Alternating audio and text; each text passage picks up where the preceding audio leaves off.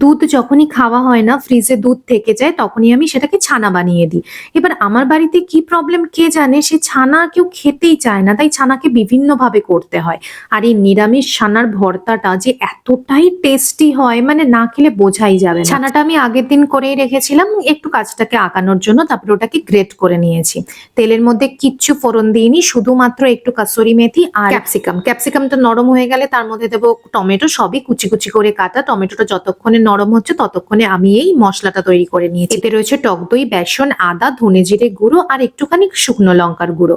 তার মধ্যে নুন, হলুদ আর চিনি, কুচো করে কাঁচা লঙ্কা, ব্যাস ভালো করে কষিয়ে নিয়ে একটুখানি গ্রেভি করেছি, কারণ এটা কিন্তু টান টান হবে না, একটু যাতে ওই ধাবা স্টাইল ব্যাপারটা আসে তার জন্য।